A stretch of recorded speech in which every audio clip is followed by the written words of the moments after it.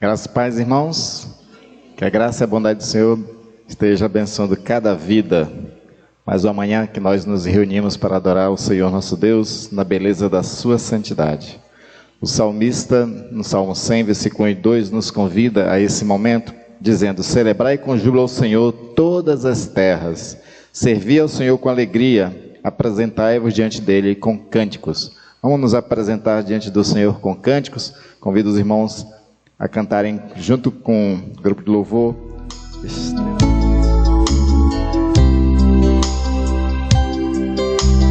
Essa é nossa estrela da manhã, Cordeiro Santo que nos trouxe a paz. Em tuas mãos está todo vencer. Resposta a todo aquele que clamar. A verdade é uma palavra que não pode mentir. Por isso estamos aqui. Te louvamos, ó Senhor,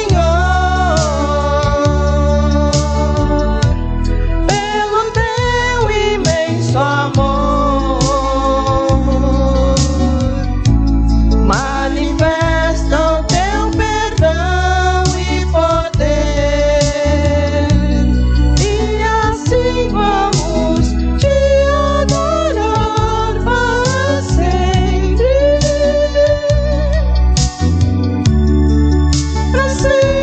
oh meu Deus.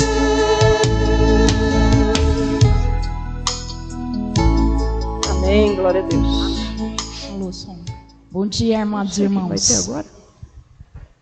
Que o Senhor esteja conosco nessa manhã. Faremos agora a chamada confissão, que está em Salmos 40, de 4 a 10. Nós faremos uma leitura alternada, depois faremos a oração silenciosa.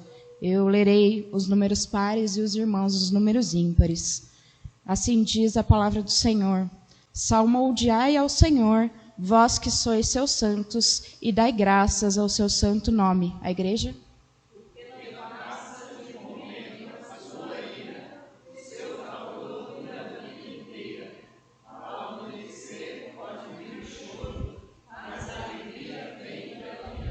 Quanto a mim, dizia eu na minha prosperidade, jamais serei abalado.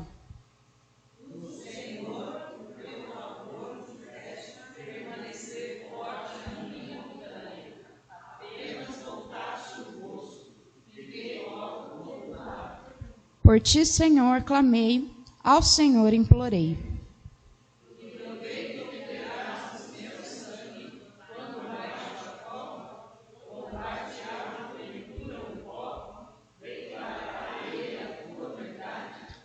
Ouve, Senhor, e tem compaixão de mim. Sê tu, Senhor, o meu auxílio. Baixemos as nossas frontes e faremos a oração silenciosa. Em breve quebrarei o silêncio. Senhor, nós te agradecemos pela maravilhosa graça, pela graça irresistível que nos alcançou e como nós acabamos de cantar, Pai, pelas misericórdias que se renovam e se renovaram nessa manhã. Deus, nós te agradecemos também pelo seu perdão, pela sua graça que tem nos abundado, Pai, nas nossas vidas, no nosso caminhar. Sabemos que a graça não foi de algo que nós tenhamos feito para merecê-la, Pai, mas o Senhor escolheu morrer na cruz do Calvário por nós. Por isso nós somos alegres, somos gratos, Pai, e te pedimos o seu perdão nessa hora. Sabemos que nessa semana fizemos diversas coisas que desagradaram o seu coração, Pai, mas estamos aqui para pedir perdão, sabendo que Ele nos alcançará, e para isso poderemos começar mais uma semana debaixo da Tua graça, Pai. É o que nós te pedimos e já te agradecemos, gratos pelo favor que nos alcançou, Pai. É o que nós te pedimos, em nome de Jesus. Amém. Gostaria de convidar a equipe de louvor.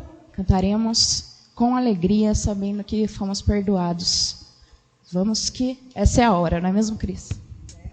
Vamos ficar em pé, porque esta é a hora da adoração, essa é a hora da gente entregar tudo que nós temos ao Senhor, nosso coração, nossos agradecimentos, porque Ele é a nossa estrela, não só dessa manhã, mas de todos os dias.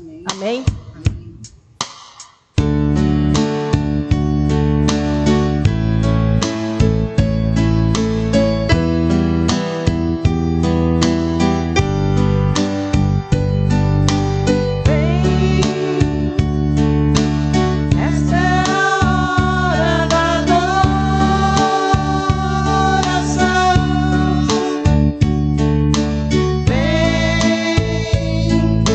Para Ele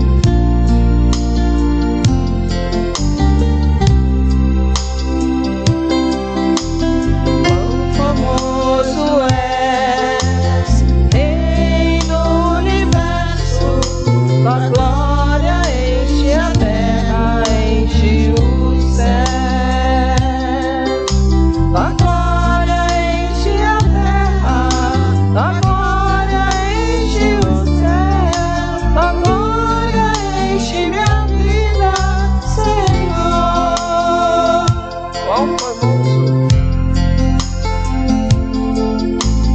Quão formoso és no universo, tua glória enche a terra, enche o céu.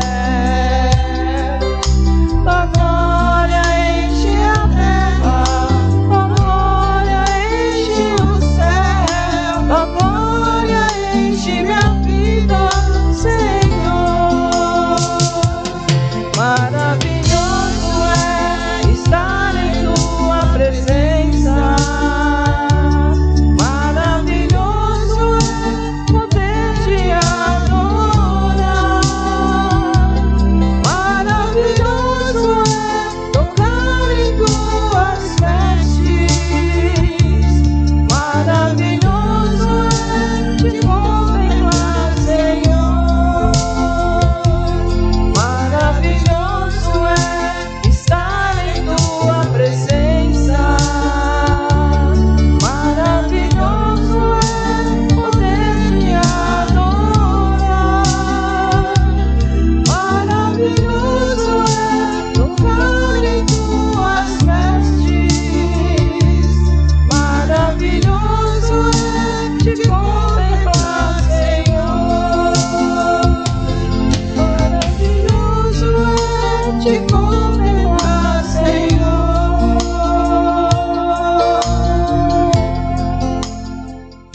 Então esse texto do Salmo 105, versículo 4, nos desafia a viver essa experiência de buscar o Senhor, quando diz: busque o Senhor, buscai o Senhor e o seu poder, buscai perpetuamente a sua presença. Quando fala perpetuamente, ele quer dizer diariamente, constantemente buscar a presença dele, para a gente experimentar, viver o melhor com Deus, experimentar viver diante da presença de Deus, do cuidado dele, do poder dele, como o texto diz: buscai o Senhor e o seu poder. Porque a igreja precisa de poder para os últimos dias, a igreja precisa de poder para evangelizar, a igreja precisa de poder para poder suportar as aflições que vai e vem sobre o mundo. Amém? Vamos orar ao Senhor. Pai querido e amado, mais uma vez nos colocamos diante da tua presença, Senhor. Começamos fazendo isso em adoração a Ti, e esperamos que Tu tenha recebido o nosso louvor, a nossa gratidão, Senhor, as nossas orações, como uma fumaça de incenso suave às Tuas narinas, como era praticado no Antigo Testamento. E agora, Senhor, nós voltamos a Ti, Senhor, agora com os ouvidos. Antes, nos posicionamos diante de Ti com nossos lábios, adorando, orando, proclamando, Senhor. Mas agora é com os ouvidos que nos aproximamos para ouvir a Tua palavra. E o Senhor mesmo falar conosco, porque nós buscamos o Senhor e queremos ouvir do Senhor o que tem para nós nessa manhã. Fala conosco, ó Pai, em nome de Jesus. Amém. Amém. Convido você a abrir sua Bíblia lá em Gênesis capítulo 16, versículo 13. Acharam aí? Gênesis 16, 13 diz o seguinte: então ela invocou o nome do Senhor que lhe falava: Tu és Deus que vê. Pois disse ela: não olhei eu neste lugar para aquele que me vê? Deixa eu contextualizar os irmãos a respeito dessa passagem. Vocês sabiam que Deus tinha uma promessa para Abraão de dar uma descendência a Abraão, e ele estava esperando isso, mas ele esperava principalmente da sua esposa, que Sara viesse a ter filhos. Mas como se tardava muito para Sara ter filho, e ela já estava ficando idosa, então ela estava ficando também angustiada, já sem esperança de ter filho, então ela faz aquele arranjo de pegar a sua funcionária, a sua empregada, e fazer deitá-la com Abraão, para poder que o filho que Agar tivesse fosse de Sara e de Abraão. E de fato acontece isso. Agar, ela se deita com Abraão, ela engravida, e quando ela começa a engravidar, ela fica soberba, ela fica vaidosa, ela se acha agora que está numa condição melhor do que a sua própria patroa, porque ela sim está dando um filho a Abraão. Uma vez que ter filhos era muito importante naquela sociedade daquela época, não ter filhos era uma vergonha para Abraão e muito mais ainda para Sara. Então, agora que Agar pode, por ser estéril, né? Estéril não, por ser fértil, né? Poder dar esse filho, ela fica orgulhosa. E ela começa a desprezar a sua patroa, ela começa a fazer pouco caso da sua patroa. Aquilo cria uma situação difícil dentro de casa. Ou seja, a própria Sara cria a situação, né? Acontece a confusão, e a ela agora ela se vê nessa situação, e aí Abraão diz para Sara o seguinte: olha, faz com a sua empregada o que você quiser. E aí Sara toma a decisão de expulsar Agar. E Agar, ela recebe mantimentos, alimento, algumas coisas e vai embora. Mas quando ela chega no deserto, em que acaba todas as coisas, ela se vê em desespero. Ela se vê angustiada. Uma mulher grávida, não vou dizer no olho da rua, porque naquela época não tinha rua, mas está no deserto, que é uma situação bem pior. Então, diante daquela angústia dela, esse texto traz para nós uma revelação interessante, é de que ela vê a Deus, mas ela vê Deus primeiro porque Deus a vê. Isso é uma coisa muito importante. Nunca ninguém vê Deus se Deus não ver primeiro. E Deus é aquele que olhou para cada um de nós. Deus é aquele que viu a cada um de nós. Como diz o Salmo 139, Ele nos viu ainda no ventre da nossa mãe, como massa informe. Como um pequeno embrião, Deus já nos via lá. E Deus, Ele observa cada um de nós e nos escolheu entre as muitas massas informes, escolheu cada um de nós para a sua salvação. Tem aquela passagem que eu acho muito bonita de Natanael, o homem piedoso, o homem que buscava o reino de Deus, e ele estava em meditação, com certeza meditando a palavra de Deus debaixo de uma figueira, e Jesus vê ele debaixo da figueira. Só que quem chega é André. Aí André diz para ele assim: vem cá, vamos ali, vou te mostrar uma pessoa que quem sabe não seja o Messias. Ele veio de Nazaré. Aí o Natanael fica: peraí, Nazaré? Tem coisa boa que vem de Nazaré? Não tem nada de bom que vem de Nazaré. E aí quando Natanael chega na presença de Jesus, Jesus diz: eu te vi debaixo da figueira. O Senhor é aquele que nos vê. E porque Ele nos vê, agora a gente pode também ver a Ele, porque Ele se revela para cada um de nós. E foi exatamente isso que aconteceu com Agar. E aí Agar, ela começa agora a ter uma experiência com um Deus que não era o Deus dela. Aquele momento foi um momento talvez de conversão, de proselitismo, de ela agora entender que existe um Deus, o Deus do patrão dela é um Deus verdadeiro, um Deus que vê, um Deus que acode e que socorre. Só que esse Deus faz um desafio para ela, diz assim: volta para a casa da tua patroa, se submete a ela, seja humilde.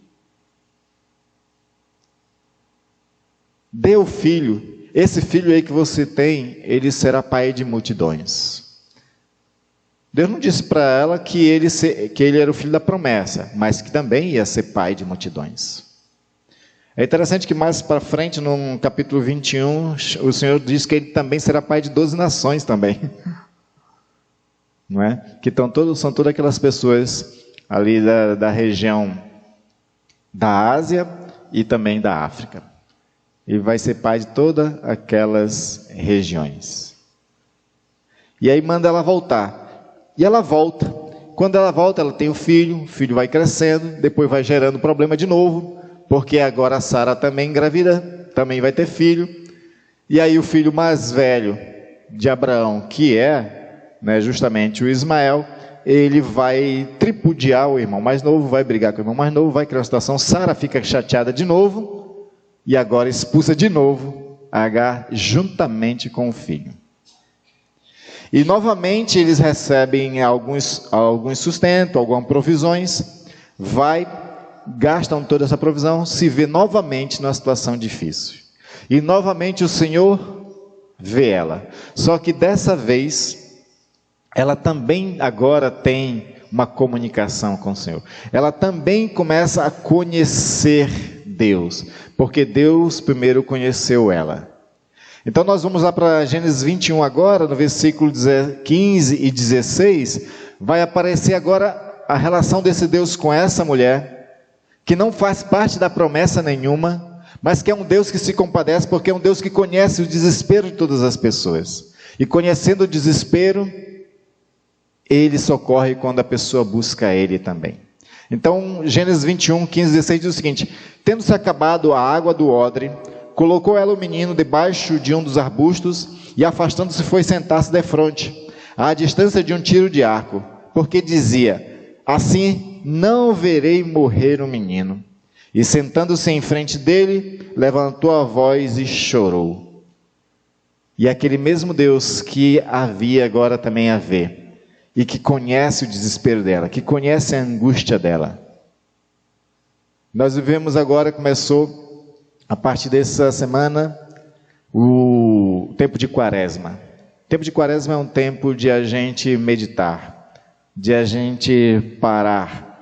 Está se aproximando a data que comemoramos a morte e ressurreição de Jesus Cristo.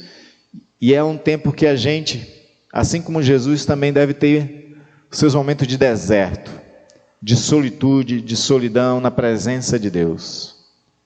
Contando com Deus que nos vê, que nos conhece. E se nesse tempo que a gente para meditar no Senhor, para viver esse momento na presença de Deus, se a gente está em angústia, o Deus que nos vê também vê a nossa angústia. Ele também vê o nosso desespero. Ele também vê as dificuldades em que nós passamos. Seja familiar, seja nos negócios, seja área financeira, enfim, qualquer que for a área das nossas vidas em que esteja difícil, o Senhor nos vê e nos conhece nessa hora. E o que eu gosto muito da Bíblia é que algumas expressões, elas são muito ricas. E uma das expressões ricas da Bíblia é a palavra conhecer. Porque diferente do nosso linguajar português, do conhecer, que para nós conhecer é a gente acumular informação, né? A gente lê uma bula de remédio, a gente está conhecendo ali, né, como usar o remédio e quais são os efeitos do remédio. São acúmulos de informações. Mas o conhecer nas Sagradas Escrituras tem a ideia de conhecer intimamente e experiencialmente. O Senhor nos conhece intimamente e experiencialmente. Ou seja, Deus, ele tem empatia. Ele sente a dor que a gente sente. Por isso que quando Jesus olhava para as multidões, Jesus tinha compaixão. Ele sentia a mesma paixão, o mesmo sentimento, né? A palavra pathos, né? Do grego, ideia de paixão ou sentimento.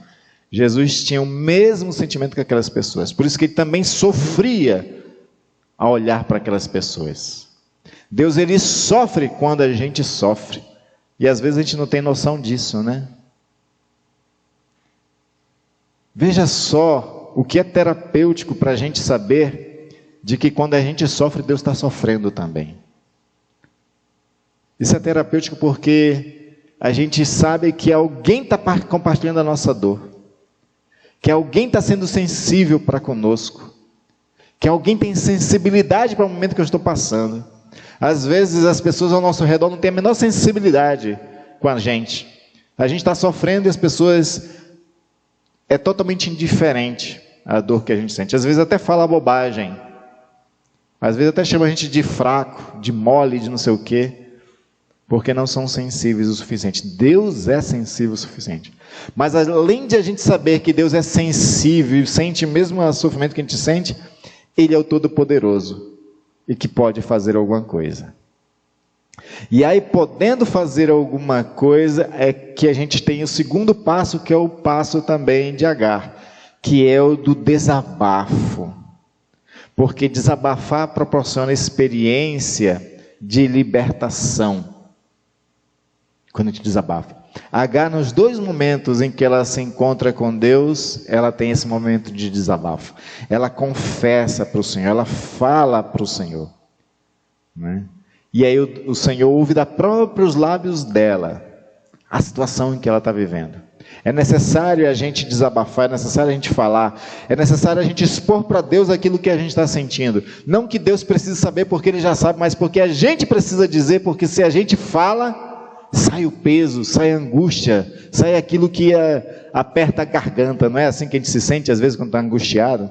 Parece que tem uma coisa na garganta ali, incomodando. E é interessante que quando essa coisa está na garganta incomodando e a gente não solta ela através da fala, do desabafo, ela vai criando um mal-estar no nosso estômago. Daqui a pouco a gente está com dor de barriga sem estar com dor de barriga. Pessoas angustiadas, pessoas que estão sofrendo, elas tomam uma posição de vez em quando, ela se fecha, né? Fechando o ventre ali, a barriga. Por quê? Porque é como se o corpo também sofre, né? Então é como se ali fosse o lugar do sofrimento. Mas é porque não foi desabafado, não saiu, está lá dentro, está preso. A psicologia já fala sobre hoje em dia sobre essas questões de que às vezes coisas presas na nossa alma faz com que gere em nós, dentro do nosso corpo, problemas. E aí quando a gente menos espera, está com uma úlcera, está com qualquer outra coisa. São angústias aprisionadas, que precisam sair. É interessante a pergunta que Deus faz a Agar, em Gênesis 21, 17 e 18, no final. Ele vai perguntar: que tens, Agar? O que tens? Deus, como um bom terapeuta, sabendo que ela precisa desabafar, lhe pergunta: que tens? Solta, fala. Faz de mim um saco de pancada, se precisar. Tinha uma série que eu gostava de assistir, em que um dos episódios foi bem interessante, que uma jovem, ela encontra um colega, e sabe que ele está passando por um momento difícil, né, na família, aquela coisa toda. Aí ela chama ele para ir num lugar, que era um lugar o seguinte, né, não sei se existe isso de fato, mas no filme existia, né? Que é o lugar o seguinte: você pagava para entrar dentro de um quarto grande, assim, mais ou menos. Você recebia tipo um bastão de beisebol. Você recebia um bastão e você podia quebrar tudo que tinha lá dentro. E tinha muita coisa que era para ser quebrada mesmo. Televisão velha, essas coisas assim. Então você ia gastar ali, né, o seu dinheiro ali para quebrar coisas. E aí a moça disse para o rapaz, sim, descarreguem toda a sua raiva, tudo que você tem aí, nessas coisas. Aí começou a quebrar. Depois que quebrou, deu um alívio assim. Sentiu um alívio a pessoa, né? Porque descarregou, botou para fora. A pergunta que Deus faz para Agar: que tens, Agar? É essa ideia. O que tens? Bota para fora, seja falando, né? Não vai quebrar coisa não, porque depois sai o prejuízo danado, né? A não ser que tenha aqui em Araraquara algum lugar que faça isso, né? De você cobrar, você pagar para poder quebrar coisas. Mas é preciso falar, né? Quantas novelas você já não assistiu em que de repente, né, dá uma louca na pessoa, ela sai jogando tudo que está na mesa, quebrando as coisas, né? Que ela precisa extravasar aquilo que sente. Então a gente precisa fazer isso. E Deus, Ele tem um bom ouvido para isso. Ele tem um excelente ouvido para nos ouvir. E o melhor de Deus, que Deus é muito melhor do que o melhor amigo ou amiga que a gente tem, né? O melhor de Deus é que Ele não nos julga enquanto a gente está falando. Porque é um problema, às vezes, a gente falar para alguém aquilo que a gente gostaria de desabafar, e a pessoa querer nos julgar ainda, né? Ou sair com soluções bobas. Às vezes a gente só quer desabafar, não precisa de solução, né? Sabe aquelas pessoas que têm solução para tudo, para os outros, mas nunca para si mesma, né? Eu fiquei chateado há um tempo atrás com uma pessoa que eu conheço por causa disso, porque ela tinha solução para tudo na minha vida, mas ao olhar para a vida dela, estava totalmente desorganizada. Eu, caraca, como assim? A gente é muito bom para resolver o problema dos outros, né? É como diz, pimenta nos olhos dos outros é refresco, né? É fácil de resolver. No nosso é que nunca é.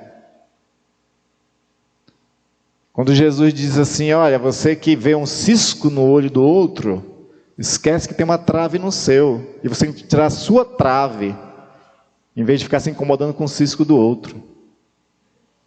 Ou seja, resolva o problema da sua vida primeiro. Se você resolver sua vida e ela estiver completamente boa, aí sim você torna-se apto para ajudar a tirar o cisco do olho do outro. Enquanto não, se preocupem com a trave que está nos seus olhos. Então Deus, Ele não tem esse problema nenhum. Ele não tem cisco e trave nenhum no olho dele, mas assim mesmo, Ele resolve não julgar. Uma referência antiga do Antigo Testamento sobre Jesus Cristo é muito impressionante. Diz que Ele não apagará o pavio que fumega e nem quebrará a cana quebrada, nem esmagará a cana quebrada. É muito interessante, ou seja, a pessoa já está fumegando, ou com raiva, não é? Ou está quebrada. Jesus, Ele não vai nem apagar esse pavio que fumega, e nem vai, ou seja, Jesus, Ele não vai interferir, Ele é cura, Ele não é aquele que vem piorar a situação.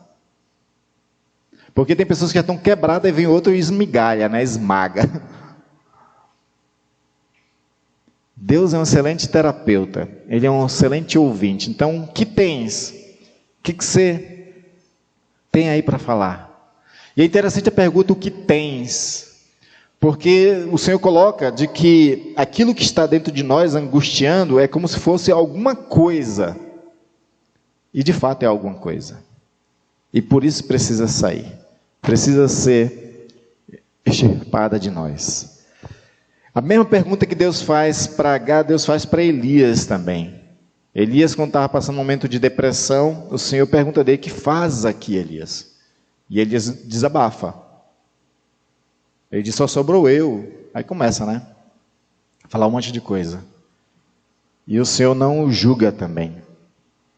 Os salmistas eram muito bons de desabafar diante de Deus. Em vários salmos você encontra essa pergunta, até quando, Senhor? É interessante que o salmista, quando pergunta até quando, Senhor, eles estão não só desabafando aquilo que eles têm para dizer para Deus, mas eles reclamam do próprio Deus. E aí, tu não vai vir em socorro, não? Não é? Eles reclamam para o próprio Deus, porque Deus tem o seu próprio tempo, né, para fazer as coisas. E a gente precisa respeitar o tempo de Deus, continuar confiando. O nosso desafio é confiar. O de Deus é libertar, é salvar, é trazer a solução, mas o do nosso é confiar. Porque Ele virá, sempre em socorro oportuno. Abacuque foi outro também que, ao olhar toda a situação trágica que Israel vivia, ele também ora ao Senhor, também desabafa para o Senhor. Ele chega a dizer o seguinte, gritar-te-ei violência e tu não salvarás? O problema de Abacuque é que quando eles desabafam demais para Deus, achando que Deus não está salvando, a resposta de Deus foi pior para Abacuque. Porque Deus estava julgando Israel. Mas no final o Senhor promete, depois desse julgamento vai vir salvação para vocês. Então o Senhor nos conhece, mas Ele, mesmo nos conhecendo, Ele quer que a gente desabafe perguntando o que tens. E aí a gente vai descobrindo então que nessa relação que nós temos com Deus, a oração do cristão é a melhor opção para buscar as respostas em tempo de aflição. A oração é a melhor opção que o crente tem para experimentar Deus. Para viver essa vida com um Deus que nos vê, com um Deus que nos ouve, com um Deus que quer se relacionar conosco. E aí quando a gente menos espera, o Senhor traz as respostas, o Senhor traz as soluções. Em Gênesis 21, 19, Agar abrindo os olhos, ela viu Deus trazendo a solução. Então ela viu um poço de água. E indo a ele, né, no poço ela enche a sua vasilha e dá de beber ao rapaz que já estava com sede. Deus traz as soluções. Agora, esse texto aqui, a gente tem que observar umas coisinhas, né, nesse texto. Versículo 19. Abrindo-lhe Deus os olhos, viu ela um poço de água. O poço já estava lá. O poço já estava lá. As soluções já foram dadas por Deus, mas às vezes a gente não vê. É necessário Deus abrir os nossos olhos para que a gente veja as soluções. É necessário Deus abrir os nossos olhos para que a gente enxergue a ação dele. Porque às vezes ele já está agindo e a gente não vê.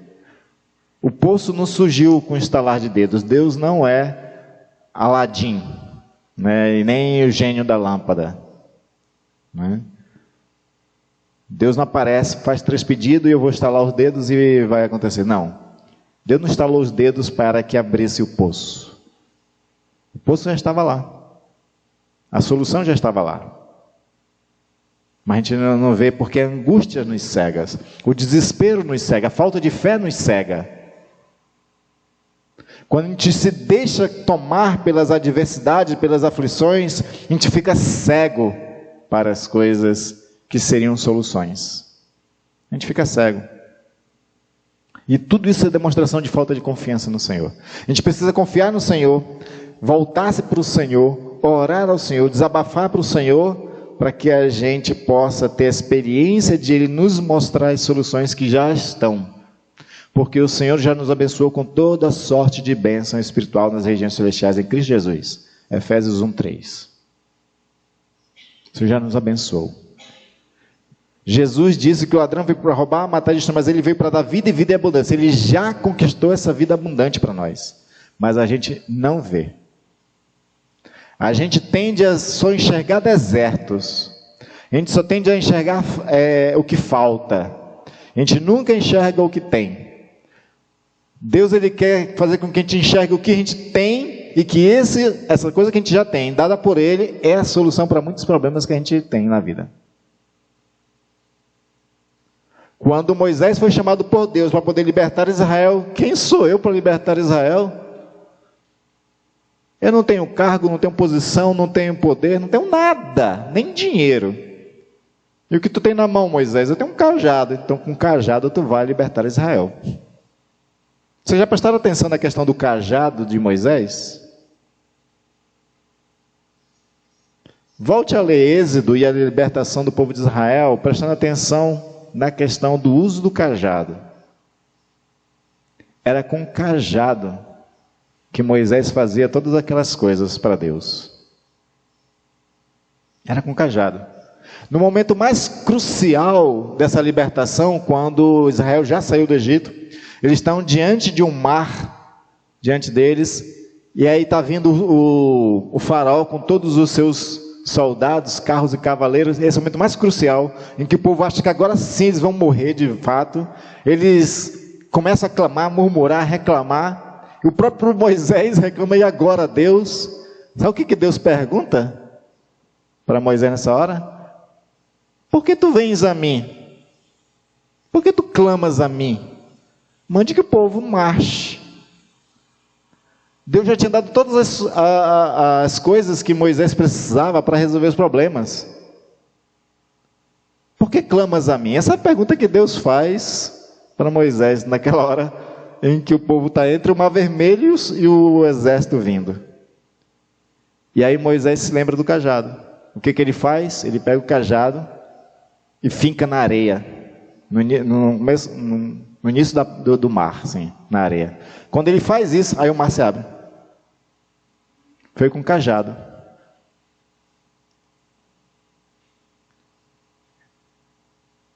E foi assim que começou toda a libertação de Israel. O que tu tem na mão? Um cajado. É com cajado, então.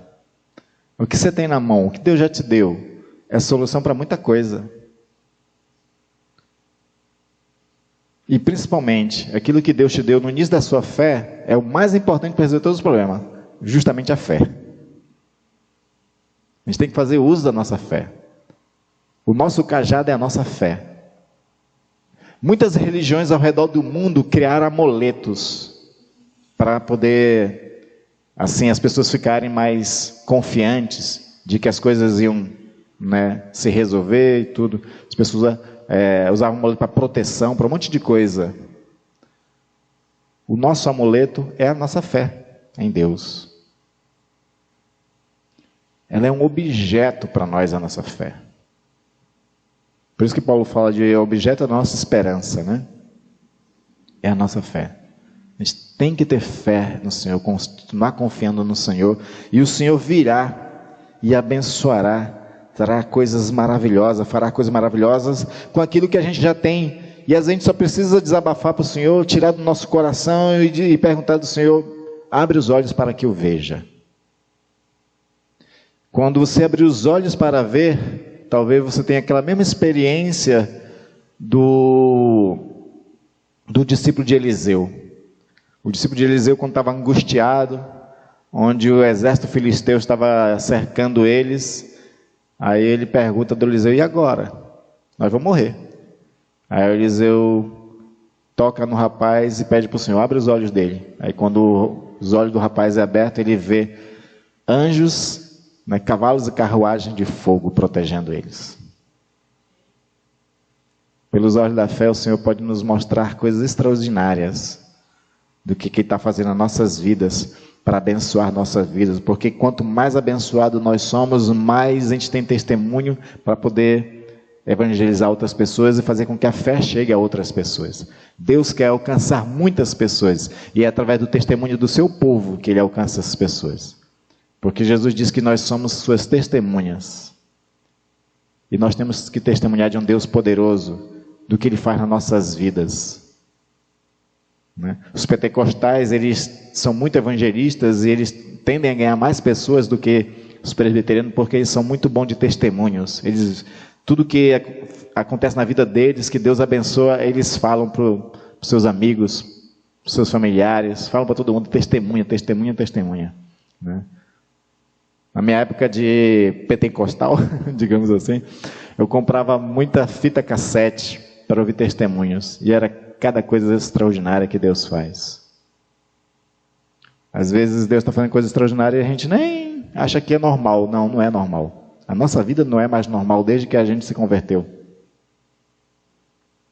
Desde que a gente se converteu, a nossa vida faz parte de um plano totalmente diferente. Nós somos os macários. Macários é a expressão, né, do Novo Testamento para falar dos abençoados. Nós somos abençoados por Deus, os bem-aventurados por Deus. E se a gente não está experimentando mais da ação de Deus em nossas vidas, não é culpa de Deus, é culpa nossa. E aí nós precisamos fazer aqueles movimentos que Jesus falou, né, para a gente experimentar as coisas, né, de Deus, que é pedir, buscar e bater. Pedir, buscar e bater. Pedir, a gente pode fazer isso em oração, mas buscar envolve a gente se levantar e ir fazer alguma coisa. Bater é no sentido de que a gente pode contar com as pessoas também para nos ajudar. Então a gente tem que orar ao Senhor, correr atrás e contar com a comunidade de fé. Quando a gente faz esses três movimentos, a gente vê a ação de Deus, porque Deus também age por meio das pessoas também. Nós podemos experimentar muita coisa. Eu trouxe a história de Agar para a nossa reflexão, porque se Deus fez isso com uma mulher que não fazia parte da promessa, que antes não tinha Ele como Deus, o que Deus pode fazer com aqueles que são seus filhos amados, salvos por Jesus Cristo? É a pergunta que Paulo faz, eu encerro com essa pergunta. Paulo lá em Romanos pergunta para os romanos: não nos dará Deus todas as outras coisas, uma vez que Ele já nos deu o seu Filho e morreu por nós na cruz do Calvário? Se Ele já deu o seu Filho, não nos dará todas as outras coisas que a gente precisa? A resposta é sim. O Senhor nos dará muito mais coisas. Mas isso só experimenta quem busca o Senhor. Busquemos o Senhor. Pai amado e querido, louvado, engrandecido e exaltado seja o Teu santo nome, Senhor. Obrigado, Senhor, porque Tu nos vê Tu nos conheces intimamente, Tu se compadece de nós, Tu sente as dores e os sofrimentos que a gente também sente. Obrigado, Senhor, por isso. Obrigado, Senhor, porque Tu está atento para nos ouvir. O profeta até diz isso, que os ouvidos do Senhor não estão entupidos para que não possa ouvir. E Tu és um excelente psicanalista, daquele que nos ouve e não nos julga. E chega às vezes até nos perguntar, mesmo quando a gente não fala, Tu mesmo pergunta, que tens? E obrigado por ouvir, Senhor, as nossas orações. E obrigado porque muitas das vezes em oração, quando oramos com fé, o Senhor tem aberto nossos olhos e temos visto as soluções. Agar viu o poço, que já estava lá. Às vezes nós temos o poço, nós temos o cajado, nossas mãos, a gente tem tanta coisa, mas ainda estamos cegos por conta da angústia e do sofrimento. Que a gente deixe a angústia e coloque no lugar a confiança no Senhor. E que a gente experimente, quando Te busca, Senhor, a Tua graça sempre, agindo a nosso favor. Graça que se revela através de cura. Graça que se revela através de libertação. Graça que se revela prosperando as nossas vidas, os nossos negócios, trazendo solução e vitória para nossas causas. E é nessa graça, é nessa busca confiante no Senhor que nós oramos por nossos irmãos e irmãs, seja qual for a angústia que esteja passando, as dores e o sofrimento que passam, as enfermidades. Intercedemos pelo Teu servo Marcos, ó Deus, que está nesse momento, passando por um momento de virose, mal-estar, ainda não sabe o que é, mas eu peço que o Senhor o restaure. E ele testemunhe do poder do Senhor, para que outros tenham fé nele. Que o Senhor também esteja ajudando e abençoando a recuperação do seu João Pedro, que passou 2 dias e meio mais horríveis talvez da vida dele, eu não sei, mas talvez sejam os mais horríveis, sentindo dores, jogado no chão, sozinho, com fome, com sede, até ser encontrado para levar para o hospital. Que ele tenha uma recuperação tal, para que ele encontre alegria no Senhor e testemunhe as maravilhas do Senhor na sua vida pessoal. Eu te peço, Deus, baixa os teus ouvidos e ouve essa oração do meu irmão e da minha irmã que faz nessa manhã, Senhor. Que eles mesmos te apresentam, pois cada um tem, Senhor, uma angústia, um sofrimento, um pedido especial. Cada um tem, Senhor. E Tu é aquele que vê, que conhece, mas que principalmente gosta de ouvir o que nós temos a pedir. E ouve, Pai. Ouve e responde, Senhor. E que os olhos de cada um se abram para ver a solução do Senhor. Isso peço em nome de Jesus Cristo e para a glória de Jesus. Amém, amém. Ficamos de pé, queridos.